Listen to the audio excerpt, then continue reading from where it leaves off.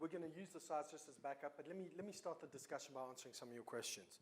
So you guys understand the difference between automation and orchestration. So orchestration, they both go together, but they're very disparate elements. Yeah, so orchestration is more on the workflow and automating the multiple steps. Automation are the actual jobs that the workflow calls to perform the specific tasks. So let me talk about automation. So about 10 years ago, we created our own, a lot of automation was done in shell scripts, yeah. Particularly, it was more done in the Linux realm than the Windows realm. Automation in the Windows realm was not very mature. Everybody were GUI jockeys. We developed this thing called SPIN, Simple Product Installer, which was a Java-based, probably about the same time, probably a little bit earlier before Puppet came onto the scene, yeah, as a config management sort of realm. So we did all this automation on the physical realm. Yeah, the whole, it was born out of, we still got a product, but we had a product called WebSphere Portal Server, and we were sent to a city in Australia, a town called Canberra. If you've ever been to Canberra in Australia, I apologize, I'm sorry for you. Yeah, it's one of the most soulless cities in the world. You go to any city around, and there's a vibe or there's an energy. Canberra. No offense to YouTube Canberra viewers, by the way, just a heads up. Yeah. So, no soul. Yeah? There's no excitement, and there's nothing to do. All the bars and restaurants shut at about 8 o'clock every night. So we were sent up there to do a job, and we were told, myself and another engineer, don't come back until you've deployed 80 WebSphere Portal servers. 80. We were not allowed to go back home, back to Melbourne. So we went and we deployed the first one manually, and that took a week and a half. Yeah, going through, and we thought, 80? A week and a half? Yeah, no, we need to figure out another way of doing this quicker. So the second one we did, we copied all the tasks. Now, a portal server ended up being, I think it was about 475 individual command line commands. And even when you type those all individually, so we developed this orchestration Java where we could give it properties. I had a big properties file, it fed it into this Java program, and it just started spitting it out. Maintaining that language became quite expensive. Yeah, so we looked to the open source community. Yeah, Chef had come around then, and we chose Chef. We got the whole IBM company to use Chef, and we started developing this automation, these reusable automation, in the physical realm on Chef. No cloud at this point, nothing on cloud. And the biggest thing we found with developing these automation was the prerequisites checking. Yeah, it's all about ensuring that the place that you're going to deliver the payload is ready to receive that payload. Yeah, it's all about the prereq checks. And in cloud computing, that's still important. It's still all about the prereq checks because the automation runs beautifully if the place it's doing. So we chose Chef. Over the years, and then orchestration came along. We had our own products, TSAM, ISDN, then became a thing called Smart Cloud Orchestrator, and then IBM Cloud Orchestrator as it is today. And at the same time, there was this Dynamic Ops. From Dynamic Ops, VMware bought Dynamic Ops, which became VCAC. You guys know why they changed the name from VCAC to vRealize? Because CAC in certain European towns means shit. So everybody was taking the mickey out of the product name, so they changed it to vRealize. And we were dealing with these other orchestration. And there were other orchestration platforms coming along. ManageIQ, which eventually got picked up by Red Hat. With the orchestration languages, we had these powerful things where we were developing these workflows to do scripts. Deploying an automated payload onto a single VM or a single host is child's play. Anybody can do it. Deploying multiple products on a single host is child's play. We sorted that problem out years ago. That wasn't the issue. It always became when you're dealing with multi-tiered apps. I always use the web app as an example. The simple web app, your presentation server, app server, and database server on 3 different nodes. And we all jumped on the bandwagon of using workflow to orchestrate the deployment of those particular pieces. If anybody's dealt with workflow, they know it's so powerful, it's so customizable that it takes forever to develop. But then if you need to make a change, the supporting of that workflow. So we have workflows where companies drag messages, drag an IP address from an IP address management system, put the data in a config management database, raise a ticket. You know, there's all these different, and then approval cycles, and then kicking off the individual scripts. That becomes very complex, very fast, and very expensive. There is no money in workflow. There is no money. We're lucky if we break even when we develop workflows, okay? Huge issue with creating workflows, huge issue in supporting workflows, because we were passing all the different parameters between the Chef-based formulas, because Chef didn't have a way of passing it on. And then the next gen config management languages came out. Salt, Ansible, which were architected from the ground up to deal with these multi-node deployments and multi-node managements. Whereas Puppet and Chef, they architected and they just sort of added to it and built the base on. So one of the main reasons we started looking at both Ansible and Salt was to overcome this, the workflow side of the thing. The Salt orchestration, the software level orchestration, passing the parameters, is second to none in Salt, as you guys are aware. And it's pretty good in Ansible, but I'm not going to talk about Ansible because I'm at a Salt conference. Yeah? But, and that's what we started doing, is starting to take those parameter changes out of the actual workflow and creating it closer to the payload. It was a lot quicker, it was a lot cheaper, and more importantly, it made the automation portable. The only way to make or save money from automation is reuse, guys, is having multiple different teams, multiple different departments in your org reusing the same automation. Not having the same different groups of people creating the same copy and edit function or the same expand function for expanding the binaries or unzipping tar files or zip files. Having one common component element and getting it reused across all the automation. If you keep recoding in that, trust me, we know, it costs you a lot of money. Yeah? So, open source. Developing a partnership with an open source company and letting them worry about all the fundamentals and let us just develop what we call content. Yeah, the automation content that we can actually on-sell, on-use with our services, on-use. In all of this, cloud came along. The one cool thing cloud brought to us in automation was the consistency of the base operating system deployed. Immediately, we didn't have to worry about all those prerequisite checks. We just had to focus on the connectivity.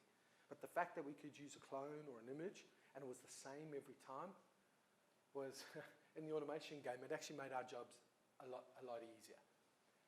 The principles that we apply and the principles that we're saying are solid and have been developed over the last decade. They are exactly the same principles that we've used with some minor modifications on the physical realm. It hasn't changed. Honestly, we talk about this and people say, oh, this is all new stuff. I've been talking about it for 10 years. I'm actually a bit sick of it, to be perfectly honest. Yeah, we're looking at more ways of doing hybrid. It's all about the connectivity and the portability of this stuff across the different platforms. So you would kind of ask the question, how does this relate to the other layers? And what Simon's kind of gone through with that history helps understand kind of where we arrive today with SALT as that approach. What we found is that with the advent of cloud, we also needed to begin to tie in how do we orchestrate the cloud infrastructure? How do we provision virtual machines? How do we define the networking? How do we define storage and link that together? So this sort of graphic on the left is really kind of focusing in on leveraging cloud-based infrastructure across the top, right? API-driven provisioning, using heat in order to stand all of those elements up, being able to stand up the VMs that we need, stand up the networking, configure them, et cetera. Heat by default works just with OpenStack. What we've done is actually leverage the plugin mechanism so we can talk to different layers. And then SALT we're leveraging for the middleware piece, and then we brought in some custom stuff to help integrate middleware we deploy into our operational lifecycle. For things like Urban Code then actually sits on top of it. In fact, the editor and the designer that we'll show as part of the demo in a few minutes is part of Urban Code Deploy, because we still see the challenge of managing the application tier, managing the promotion lifecycle, managing the governance around that is something that hasn't really been commoditized in the open source, right? That's something that we see on top of that. What's that? Well, I think everyone has their opinion, and I think you can take any general purpose automation language and you can force it to do a set of things. What we found with technologies like Chef, the multi-node coordination wasn't there. A little bit better in Salt, right? No argument there. But even if you drive the automation through Salt as part of that deployment process, in an end-to-end release process and in DevOps application release process, you still have to then deal with what's in the environment, what's promoted between environments, et cetera. So that's when those pieces would come in, yes. So out of curiosity, why did you guys choose Heat? Are you more supportive of OpenStack? And then, in using Heat, how are you dealing with the rapid OpenStack release cycle, versus Liberty to Makata, and how have things, matured on the API side for Heat? Sure. So the question, just for the recording, is why did we choose Heat, and how do we keep up with the speed of that open source community? The reality is that IBM has invested in open source projects all the way back to Apache and Eclipse. Linux, OpenStack, Cloud Foundry, all of these simply are part of our open strategy. So we have 300 to 400 committers. We have a core committer on the Heat project as well. And so we see that as sort of the evolution of what we had with open standards, and there's still lots of good work in this space to define a set of open standards. You go back to web service integration standards and things like that. The neat thing about the open source community is it's changed the problem to one where it's the code and the de facto standard around how the code and how the language and things like that evolve that becomes the new de facto standard, right? It doesn't go through a standards committee with reviews and paper. It's actually code that runs. That's what we like about Heat, right? So we leverage it because it's continuously evolving. We typically are adopting about every other life cycle, right? And that seems to keep up with what our enterprise clients are comfortable with. They're not picking it up every 6 months. Most clients aren't doing it that quickly. But about every other, that's about a once-a-year update, picking up the new version. And then we'll pick up fixed packs for that stream as they come available. So what we found out that Heat by itself wasn't enough. Salt by itself wasn't enough. Mm-hmm. Leveraging the two together, we get a lot closer. Yeah, we get a lot closer. So we actually draw a defined line between what is Heat responsible for and what Salt is actually responsible for in this particular mix. The other thing is the more people in the industry are coming around the OpenStack API as an integration layer. A lot of people are conforming their, it's OpenStack API compatible. It seems to be a more generic API or a more generic integration layer. So what we're trying to do, and we're working with companies like VMware, we're working with a bunch of different companies like Red Hat, a lot of our partners, to try and come up with this whole common format. And this is where, I don't know if you've heard of Tosca. So we were one of the founding, Tosca was the theoretical vision of what patterns should actually look like, what repeatable automation should look like, based out of a standards body with IBM people on and universities in Germany. And it's sort of become the industry standard around what this automation should actually look like. And we're leveraging Heat for that and Salt for that, and other different languages. But we found we couldn't do everything with one or the other. It's a combination of both. And we've also seen, like in the Heat community, they really aren't interested in trying to grow up to additional layers. They want to focus on that one infrastructure orchestration layer and do it well. And I think that's also true with other automation languages in there. So it's sort of that Unix command philosophy. Do one thing really well, and then allow consumers to chain them together to accomplish a larger goal. So we're going to start flying. I just want to go back to that first slide, just to talk, the one before this, sorry. Everything I'm going to show you, it comes down to this basic, why do you have standards? Yeah?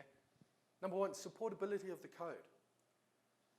I can't tell you how many companies they've brought us in where they've had a couple of smart cookies doing all the orchestration, all the automation, and then these guys either try to hold the company to ransom or leave. We've dealt with people who've died. We've dealt with people who've been poached by other companies. And the automation sits and works fine until it's time for an upgrade. And then they have to reverse engineer and they have to recode everything from scratch. Yeah? Supportability of the code. Creating a set of standards, so that it's documented. Some of the stuff might sound quite basic, but you don't know how important it is. Document the code. The only way you can do repeatability in code is if it's documented. If you can hand it to somebody else, and without somebody showing them and handing it over, They can pick it up, they can read the guide, they can read the comments in the code and do it. Supportability of the code is the main reason for standardization. Yeah? It's portable, it will grow over time, it will continuously evolve, and people will leave and come in. You need them to be able to support it. Improving the productivity. When we show you the different elements and how you can stitch them together, it improves the productivity with people creating reusable automation, breaking down things into a component level. Ease of use and ability to make component code upgrades. You can make an individual component or function upgrade, and then with your Git, you put it into Git, and with your build scripts, automatically replace that particular function in all the scripts that actually leverage it. So if you have a copy and edit function, and somebody adds some new code or functionality into it, and it's already used by 30 pieces of automation, just put it into your GitHub, change the code, change the build scripts to check out that code, and point it at the new function, and it'll automatically just replace it. So it's very modular. Yeah, I played with a lot of Lego as a kid. It's all building blocks. It's the same basic principle. Enablement and define guidelines. Last one. Enablement. Bringing people up to speed. You get a newbie off the street. You want him to become up to speed very quickly and think. You've got to give him a structure or a set of boundaries or something to work in. Otherwise, he's going to be coding code. He could cause more damage and create stuff that you don't understand. He's writing, and then you'll say, oh, he's a shit coder, he's not following the rules. You know what I mean? If there are no rules to follow, you can't call him a shit coder. You don't know how many developers I come across and go, that new guy knows nothing. New guy's brilliant, but he hasn't been set of boundaries on which to work in. Sorry. As far as the ease of use and the component reuse, do you find that when you're writing automation for particular services, do you ensure that you support every flag, or No. are you focused? No. This is the approach we always took was write the code in a reusable, component-based fashion for that particular use case. When the next use case comes in, look at that code, use that code as a base, add to it. Don't write to cover everything because it'll take you too long and people will lose interest. And you might find by the time you've actually written it, this industry is moving at such a fast pace that by the time, if you cater for every particular use case, by the time you get there, it's going to be out of date anyway, and there's going to be new ways, and you would have learned more along the journey and been exposed to more along the journey. Write it specifically for what the job is, then and now, but write it in a fashion that you can consistently build on it. And the key thing here, right, ultimately these are principles that have been in software engineering for a long time, apply to how you create automation. The question about, do you expose every option? Here with the automation piece, ultimately the goal is to define that standard, and it's an art to figure out where the balance is, how much configurability to inject or not to inject. But our approach has always been, and even more so now, particularly creating automation, we sort of go for the cupcake experience. I can either learn how to bake wedding cakes and go and spend all my time learning how to bake the cake, and then all my time trying to do the filling, and all the time trying to do the icing. And I can build an experience to create these massive wedding cakes over several years until I'm good at it. Or I can create that single experience that has sort of all of the elements in a smaller package and test it much faster. And that's kind of the idea, building that something that's end-to-end and reusable today, and then to Simon's point, we can grow and evolve it over time. So I want to give Mark plenty of time. The demo is the really interesting bit. These slides are going to be available, but I want to just show you. I'm not going to go through every slide. Yeah, but let's. I think we hit this one in the keynote as well. So the first thing, define the workload types. I know this sounds basic stuff, guys, but people miss the basics. Define what are your workload types. Here, we've got single nodes. Yeah? Let's go to the next one. There's another workload type. Multi-nodes. Everybody has got to have an understanding of what you're catering for before you can actually build it all up. Next one. Dynamic nodes. Yeah? This is getting all more advanced. These are the workload types that you need to define up front, because what's the point in writing automation if you don't know what you're trying to cover? I think, and there's one more. Infrastructure support. Yeah?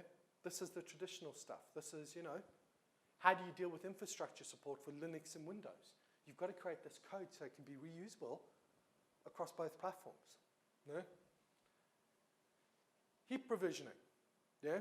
We go through and understand. Make sure everybody understands how are you doing it. So this is our workflow for heat provisioning. It explains how heat interacts with the minion and the masters in Salt. Get it down on a piece of paper, simple block diagrams. There's no point having one dude understand it. You've got to have everybody understand it because it affects the way they write the code.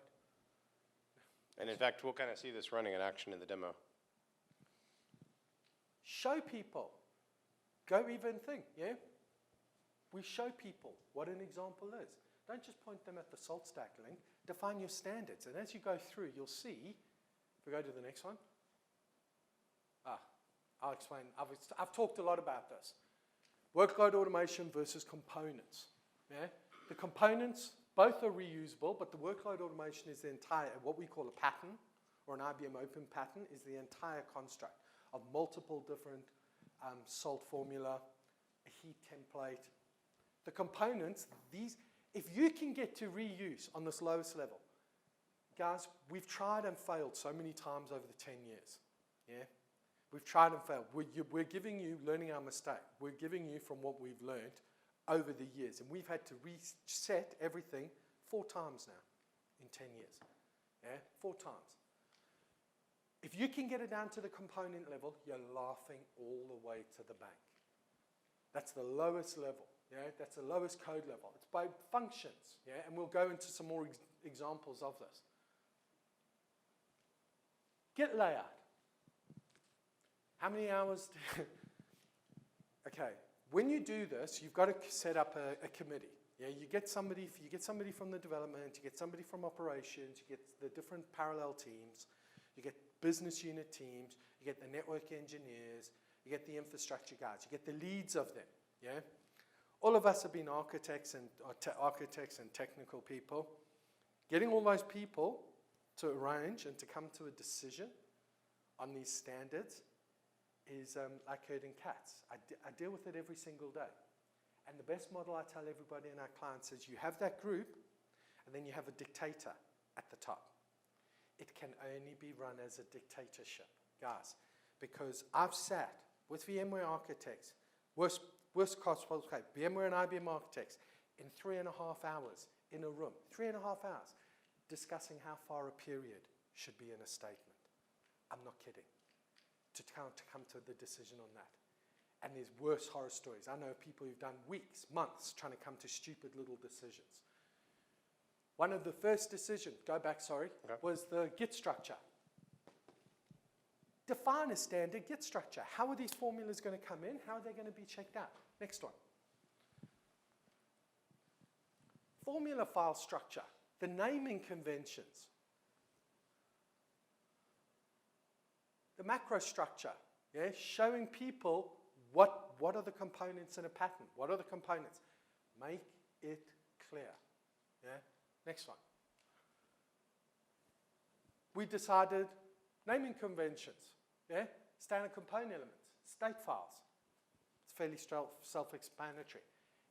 Mandatory for every software component developed. And then when you develop your automated tests, you run your automated tests to check. Check automatically. Does that stuff have it in does it have it in the formula? If not, reject it. So it doesn't even start in the tool chain. And we'll see this in some of the examples for the middleware patterns we've got built up as well. We want to spend, I don't know how much time we've got left. We're looking at about 19 minutes. Okay, so I'm going to fly through, I'm going to go through. Same thing, yeah? Let's go to the next one. Roles, yeah? Keep going. I actually want to give you a lot more time for the demo. This goes on. We're going to make this available, guys. I'm not going to go through every slide, but it gives you an idea of the standard. And we detail. These are just the overview slides. Each standard is detailed, documented. And each time a new standard, it's a living and breathing document. It gets changed, adjusted. So I do want to actually hit a couple of key things just to kind of draw out to what you'll see in the demo.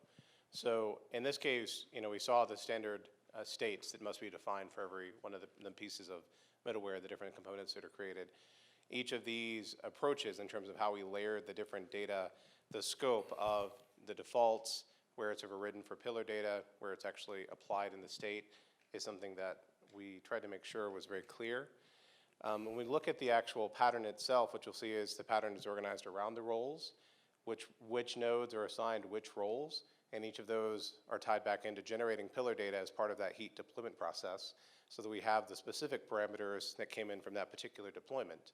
that gets written back to the salt master for that environment.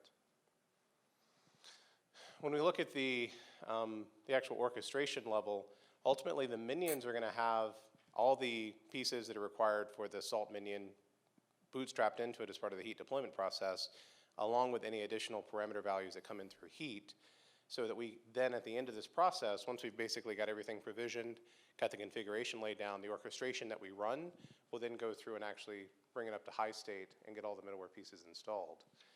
And that overall flow today, heat's driving the installation of the minion. We're pulling binary files from a separate hosted repo, which is a pretty straightforward HTTP repository today. Heat helps the minion register itself. So we have basically the scripts that get run as part of the cloud init process when the machine comes online. That bootstraps the minion, accepts it into the salt master. And then we can push additional grain information. So we actually push the stack ID that you'll see there. I'll point it out in the code in a little bit. But that way, that set of nodes can be treated more like one logical unit. So instead of treating sort of an ecosystem of 1,000 nodes from many different segments of many different environments, different scopes of ownership, different scopes of application, we can actually go and query and apply an orchestration against just a particular stack. And then ultimately, we call back into a custom app that we developed, a simple REST endpoint that will collect the pillar data, write it into the salt master itself. And that helps us then again sort of use heat as the thing that helps us parameterize the deployment for that particular pattern. Then we can stamp that pattern out over and over again into whatever cloud environment we're hitting. And so this is just continuing it. So at the end of sort of preparing the environment, heat will trigger the call of the orchestration, and that's where SALT now takes over. All of the infrastructure nodes are provisioned. They're attached to networking. They're attached to any block storage, any other elements that heat can orchestrate. And then finally, heat will trigger the call, again, through a REST call back to that custom app and have the orchestration begin to run. Then each of the minions will finally bring up to high state. They'll pull media down as needed, and you're off to the races. At this point, we would have the workload, the middleware layer configured and ready to go. To your question about urban code, next we would bring in urban code to land on application components, again using heat as sort of the glue to tie different layers of automation together into one consistent unit. Any questions about any of this so far? Yes. What would be the advantage of deploying, using heat to deploy your minion versus just not having that baked into your instance? In our case, we find that it comes out of how we built it. We originally built the same heat integration for urban code deploy. The version of the agent changes over time, and we can go back and update it. But we found that putting as few requirements on the virtual image as possible gave us greater portability. If you burn the minion in and you expect it, and I take this pattern and deploy it to Amazon, I need to go prep my Amazon VM. If I go to SoftLayer, I need to prep my SoftLayer VM. If I'm using the VMware on IBM Cloud, I've got to prep those VM templates. We found through our own experience, having a lot of different images for the different use case is a support nightmare. Yeah. Keeping it with security fix packs and that. So we keep them as generic and as bare as possible. Yeah, as bare as possible. And then what we do is everything we lay on top, the agents, anything we lay on top, it's easier to do it with it's easier to do it with a config management language because it's more portable and it's quicker to change. So it's just really interesting to hear that because I contribute to the Sahara project with an OpenStack and we use it for big data Hadoop deployments, but everything gets baked into the instances. I'm a fan of doing it this way, and it's interesting to see you guys. Well, in your environment, you're probably optimizing for your CI, would be my guess. And you're burning everything in as part of a CI process and then throwing it away. In this case, we try not to make a lot of assumptions that an enterprise we walk into is already that mature, right? Because the CI process that produces a fully baked image is something that most enterprises haven't really yet achieved at scale, right? Open source projects can do it really well. Large enterprises, for whatever means, they're not there yet.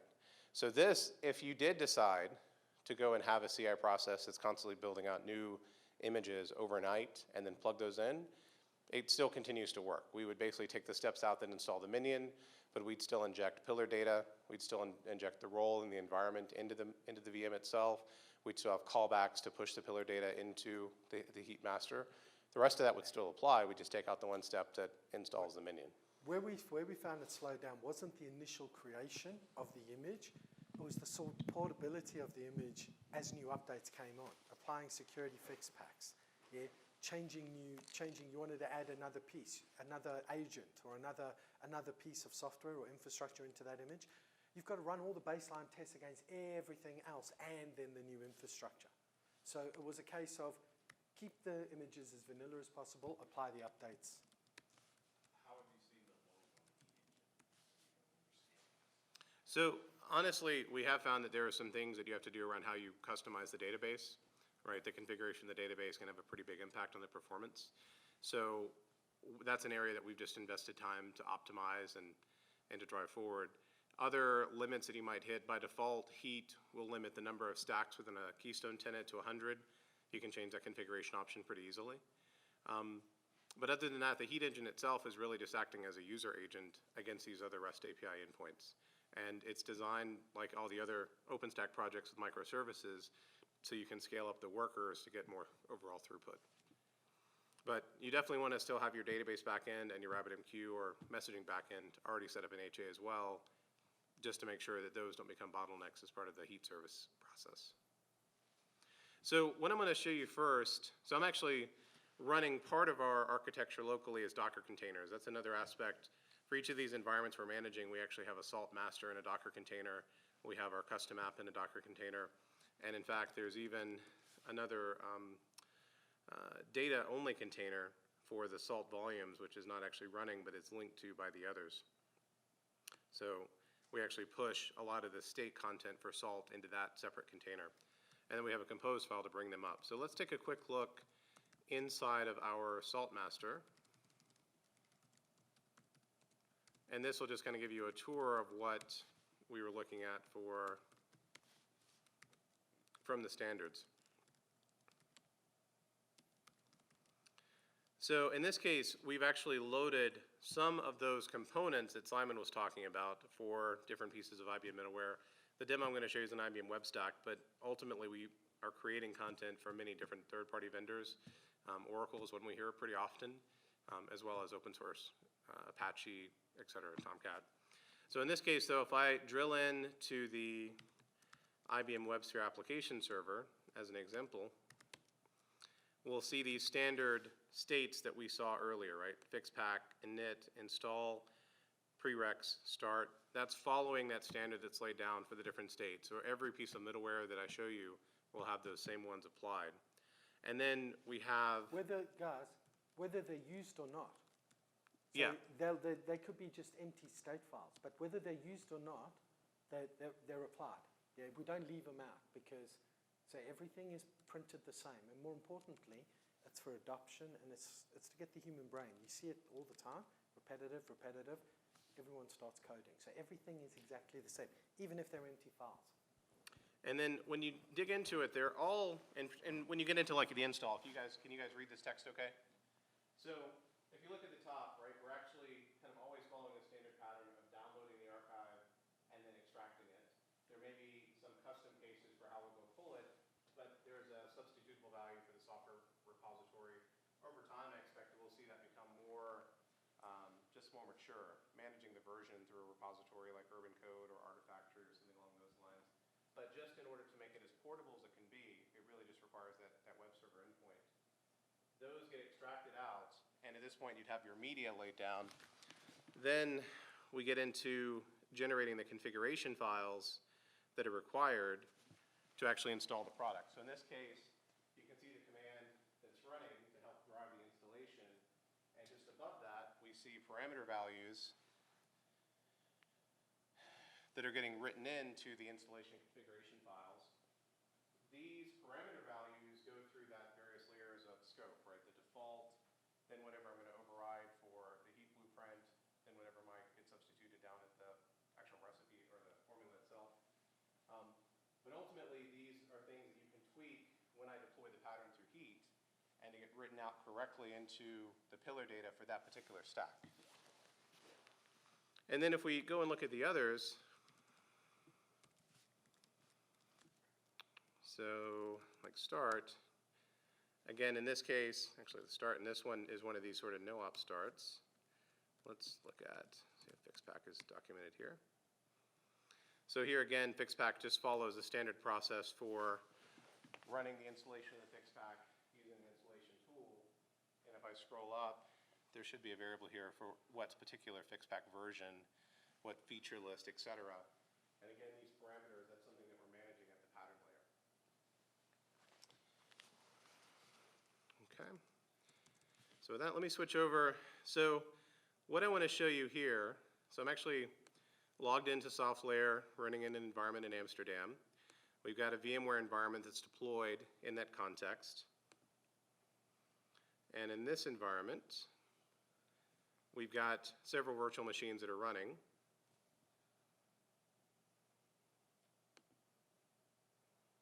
And I may need to log back out and log in again. Let's try this. There we go. So the virtual machines, as this is loading up here, I can go through and provision that through vCenter, but I've also got several of these that have been laid down as part of a previous pattern deployment. So the ones that have this sort of standard IBM WAS or IBM DB2 were actually provisioned through heat. And I've got one system that's up and running that we'll kind of see running. We're going to go kick off the deployment in just a minute. And then some of these, when I deploy it a second time, I'm getting unique IDs. We'll actually see new nodes appear there. But these are provisioned with the heat engine talking directly to vCenter, and then following that process that we had before. So we're not using anything other than heat and keystone from OpenStack.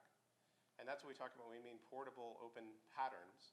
We can extend the heat engine to talk to any native cloud endpoint. And today we're just focusing on this piece within VMware. So this particular pattern,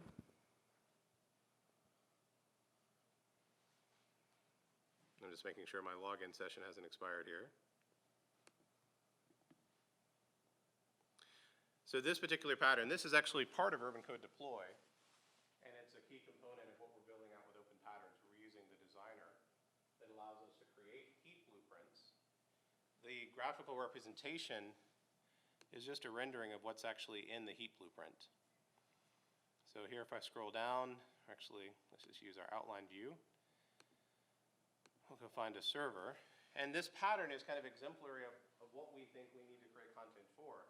It's not just a single node. It's got DB2 already set up with HADR, pre-configured. It's got a D manager with a variable number of managed nodes ready to go. It's got IHS in front of it. And under the covers, if I look at the heat blueprint, again, this is just OS Nova Server, right? I could deploy this against OpenStack as well. But with our additional plugins, we've added properties for different cloud providers. So in this case, for VMware, we need to know the resource pool or the cluster or the folder, because that's not a heat concept. But concepts like flavor, image ID, name, these are things that we can all normalize across every cloud provider. All of the images that I see over here are actually being read from vCenter, and this is kind of the neat component for Salt. If I wanted to create a new one of these, so again, create a new pattern.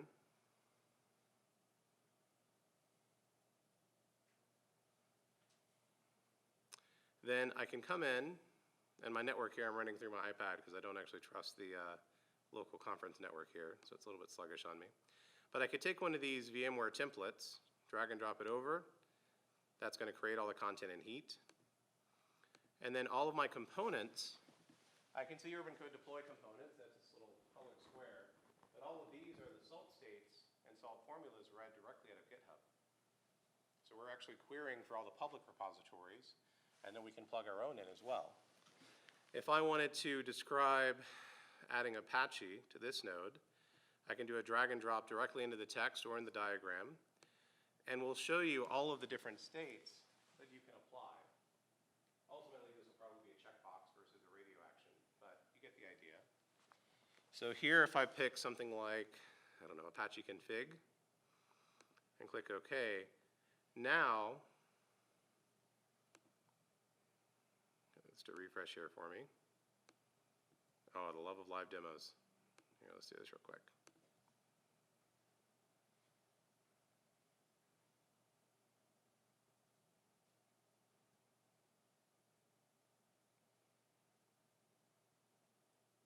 But what would ultimately happen in that case, the actual content that you need to apply that state will get written into the heat blueprint. So here we'll select the state that we want to apply. We'll click OK. That state gets applied to the virtual machine. And under the covers, we've written out all of the additional software config, all of the multi-part meme, et cetera, that needs to get injected into it. And then you can see this is where we're telling the node, you're part of this environment, you're going to have this role. And we're pulling in some of that from parameters, some of that from the stack itself. And so now when this node gets provisioned, we'd automatically be able to apply that state. So let's go and actually see the large pattern for IBM Web Stack. So in this case, when we go to provision,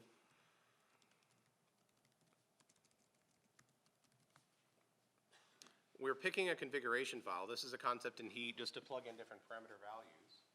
And this configuration file gives me lots of different options that I have pre-selected values for. I could override this if I chose, but it's plugging in specific values on top of what's in the Heat parameters.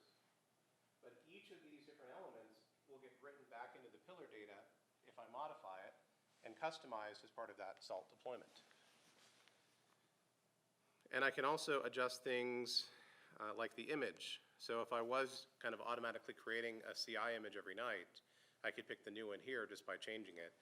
And in this case, each of these images are the same ones in the canvas. They're the ones that we're calling out from VMware. All right, so with this, I'll click Provision. And then while that's running, I think I'm just on the top of time here, but basically what we're going to see as this builds out are additional virtual machines plug in. The first one we should see is a third D manager. And in this case, I'll just show you the deployed one that was up earlier. This D manager was configured completely through SALT. We haven't done anything extra. And we'll see that it's already tied into, maybe log in again. It's actually already tied into the manage node, so that got linked in automatically as part of the SALT pattern. And the DB2 instances as well were automatically configured for HADR. So if I go and look under System Administration, look under the various nodes, I'll see this particular node for the D manager, and I'll see the second one, which was actually this 855 node linked in. And that, again, is all being driven from these standard states that we were looking at earlier, right? So each of these states, in this case, we're writing different pillar data for this one component to have it customize the node as a D manager or managed node. But each of these are getting applied on the virtual machines in vCenter as part of that Heat deployment process. And just to kind of show you the piece coming up here, we'll do a refresh. And we'll begin to see those additional nodes, this third D manager, this next IHS begin to come online. And again, that's coming from the Heat engine talking directly to the vCenter API. So this is going to hit the highlights. I know we're right on the edge of time. We'll have time for one more question maybe, and if not, we're happy to hang out and chat as needed. Yes? Simon kind of emphasized the preconditions of prereqs and things. Could kind of detail the prereq SLM? Sure, so let's take a quick peek. I don't really know how much we have in this particular set of formulas for that, but let's take a look. So for IBM WebSphere,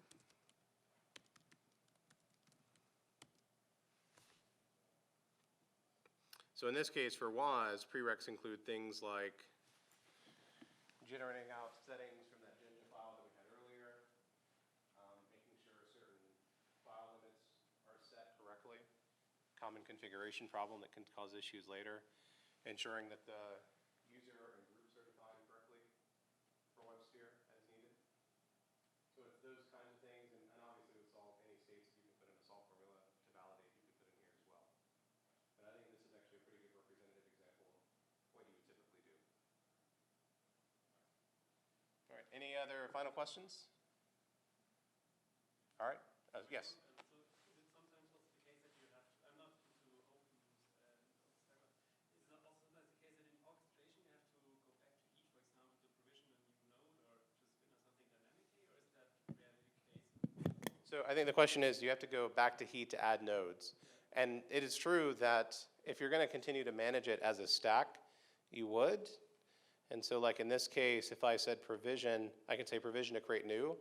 I can also say apply, and link it back to a particular environment that I've already provisioned. And so if I make it, and that's kind of the idea here, is that we're beginning to treat the infrastructure itself just like a programming artifact. I go back to the programming artifact, the source code, make the change, and apply it to that system. Or tear that one down and deploy a new one, depending on your mindset. So once you've defined an environment, are you able to append to it, or is it pretty much static? So if I went and added another node with another salt state and hit apply, Heat would go off and provision that next node, apply the salt state using the same lifecycle that we're talking about, and rerun the orchestration. Cool. All right. Thank you for your time.